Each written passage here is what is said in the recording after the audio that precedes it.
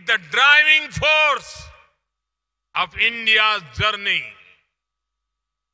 The next 25 years are important for building the nation.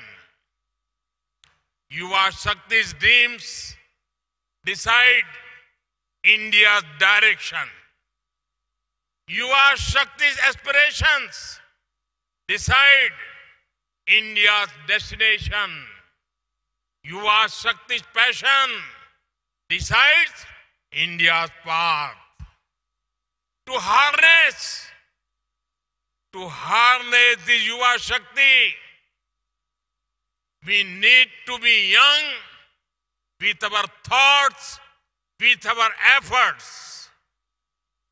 To be young is to be dynamic in our efforts. To be young is to be panoramic in our perspective.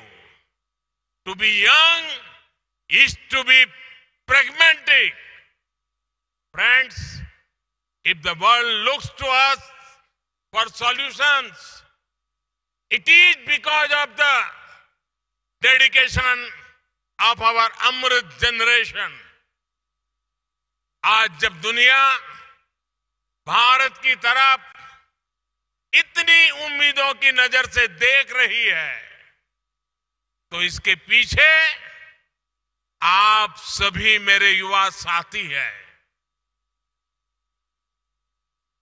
आज हम दुनिया में 5वें number की अर्थव्यवस्था है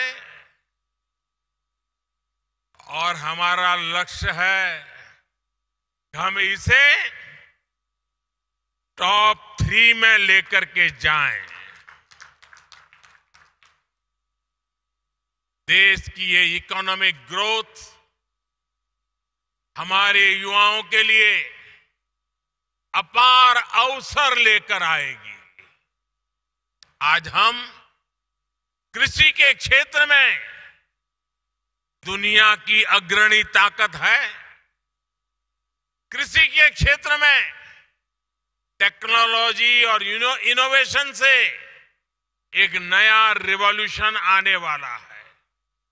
इसमें युवाओं के लिए नए अवसर पैदा होंगे, नई ऊंचाइयों पर जाने के नए रास्ते खुलेंगे। स्पोर्ट्स के क्षेत्र में भी आज भारत दुनिया की एक बड़ी पावर बनने की तरफ अग्रसर हो रहा है। ये भारत के युवाओं के सामर्थ्य के कारण ही संभव हो पा रहा है। आज गांव हो, शहर हो या कस्बा, हर जगह उफान पर है युवाओं का जज्बा। आज आप इन बदलावों के साक्षी बन रहे हैं। कल आप इसकी ताकत से फ्यूचर लीडर बनेंगे। Friends, this is a special time in history. You are a special generation. You have a special mission. This is the mission of making an impact for India on the global scene. For every mission, a foundation is needed. Whether it is economy or education, sports or startups, skill development or digitalization, in every domain, a strong foundation has been laid in the last 8-9 years. The runway is ready. The runway is ready for your takeoff. Today, there is a great optimism in the world towards India and its youth. This optimism is about you. This optimism is because of you. And this optimism is for you. Today, there are global voices saying this century is India's century. It is your century. The century of India's youth. There are global surveys saying majority of the big investors want to invest in India. These investors want to invest in you, India's youth. Indian startups are getting record investments. Many global companies are setting up manufacturing plants to make in India. From toys to tourism, defense to digital India is making headlines across the world. So, this is a historic time when optimism and opportunity are coming together. साथियों, हमारे देश में हमेशा से नारी शक्ति को और नारी शक्ति ने राष्ट्र शक्ति को जागृत रखने, राष्ट्र शक्ति को बढ़ाने का काम किया है। अब आजादी के इस अमृत काल में महिलाएं, हमारी बेटियां और नए नए पराक्रम करके दिखा रही है। भारत की महिलाएं आज फाइटर जेट्स उड़ा रही है, सेना में कॉम्बेटिव रोल्स में शामिल हो रही है। साइंस, टेक्नोलॉजी, स्पेस, स्पोर्ट्स, ऐसे हर क्षेत्र में हमारी बेटियां बुलंदियां छू रही है। ये उद्घोष है कि भारत अब पूरी शक्ति से अपने लक्ष्यांकों की ओर बढ़ रहा है। साथियों, हमें 21वीं सदी को भारत की सदी बनाना है और इसलिए ये जरूरी है कि हम वर्तमान से 10 कदम आगे की सोचें। हमारी सोच फ्यूचरिस्टिक हो, हमारी अप्रोच फ्यूचरिस्टिक हो। ये जरूरी है कि युवा आकांक्षाओं की पूर्ति के लिए आप पॉजिटिव डिस्रप्शन करें, विश्व के आधुनिक देशों से भी आगे चले। अगर हम याद करें, आज से 10-20 वर्ष पूर्व ऐसी कितनी ही चीजें अस्तित्व में भी नहीं थी जो आज हमारे जीवन का अभिन्न हिस्सा है। इसी तरह आने वाले कुछ वर्षों में संभवतः ये दशक खत्म होने से पहले पहले हमारी दुनिया एकदम बदलने वाली है। Artificial intelligence, machine learning, internet of things और AR, VR जैसी इमर्जिंग टेक्नोलॉजीज एक नए स्वरूप में इवॉल्व हो चुकी होंगी।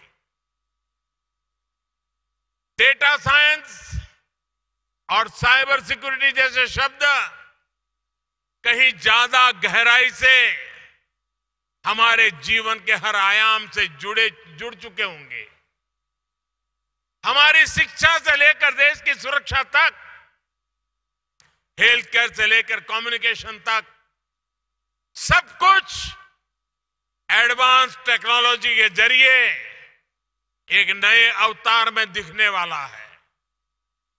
आज जिन कामों का अस्तित्व भी नहीं है, आने वाले समय में वो युवाओं के लिए मेन स्ट्रीम प्रोफेशन होने की संभावनाएं हैं। इसलिए ये जरूरी है कि हमारे युवा फ्यूचर स्किल्स के लिए खुद को तैयार करें। दुनिया में जो कुछ नया हो रहा है, हमें उससे खुद को जोड़ना होगा। जो काम कोई नहीं कर रहा है, हमें उन्हें भी करना होगा। नई पीढ़ी को इस माइंडसेट से तैयार करने के लिए देश नई राष्ट्रीय शिक्षा नीति के जरिए प्रैक्टिकल और फ्यूचरिस्टिक एजुकेशन सिस्टम तैयार कर रहा है। आज स्कूल से ही इनोवेटिव और स्किल ओरिएंटेड एजुकेशन पर फोकस है। युवाओं के पास आज चॉइस के हिसाब से आगे बढ़ने की आजादी है। ये बुनियाद भविष्य के भारत का निर्माण करने वाले फ्यूचर रेडी युवाओं को तैयार करेगी। साथियों, आज इस तेजी से बदलते विश्व में स्वामी विवेकानंद जी दो संदेश हर युवा के जीवन का हिस्सा होने चाहिए। ये दो संदेश हैं, इंस्टीट्यूशंस और इनोवेशन। इंस्टीट्यूशन तब बनता है जब हम अपने विचार को विस्तार देते हैं, टीम स्पिरिट से काम करते हैं। आज हर युवा को चाहिए कि वो अपनी इंडिविजुअल सक्सेस को टीम सक्सेस के रूप में विस्तार दे। यही टीम स्पिरिट टीम इंडिया के रूप में विकसित भारत को आगे ले जाएगा। मेरे युवा साथियों, आपको स्वामी विवेकानंद की एक और बात याद रखनी है। इनोवेशन के लिए भी स्वामी विवेकानंद जी कहते थे, हर काम को 3 चरणों से गुजरना पड़ता है: उपहास, विरोध और स्वीकृति। और अगर इनोवेशन को एक लाइन में परिभाषित करना है तो वो यही है। उदाहरण के लिए, कुछ साल पहले देश में डिजिटल पेमेंट्स की शुरुआत हुई थी, तो कुछ लोगों ने इसका खूब मजाक उड़ाया था। स्वच्छ भारत अभियान शुरू हुआ तो भी इन लोगों ने कहा कि ये सब भारत में चलने वाला नहीं है। देश गरीबों के लिए बैंकों में जनधन खाते खुलवा रहा था, योजना लेकर आया, उसका भी मजाक उड़ाया। कोविड के समय हमारे वैज्ञानिक स्वदेशी वैक्सीन लेकर आए तो उसका भी उपहास किया गया कि ये काम भी करेगा या नहीं। लेकिन अब देखिए, आज भारत डिजिटल पेमेंट में वर्ल्ड लीडर है। आज जनधन खाते हमारी इकोनॉमी की एक बड़ी ताकत है। वैक्सीन के क्षेत्र में भारत की उपलब्धि की दुनिया में चर्चा हो रही है।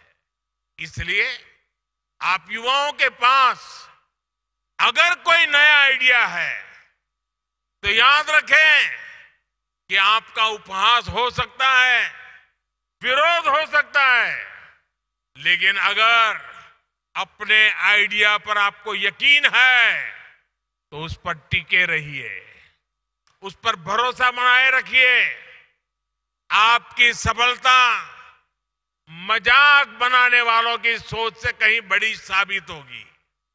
साथियों, युवाओं को साथ लेकर आज देश में लगातार कुछ न कुछ नए प्रयास और नए प्रयोग हो रहे हैं। इसी कड़ी में नेशनल यूथ फेस्टिवल में भी देश के अलग अलग राज्यों के युवा विभिन्न प्रतियोगिताओं में हिस्सा लेने के लिए जुटे हैं। ये कुछ कॉम्पिटिटिव और कोऑपरेटिव फेडरलिज्म की तरह है। क्या अलग अलग राज्यों के युवा स्वस्थ प्रतिस्पर्धा की भावना लेकर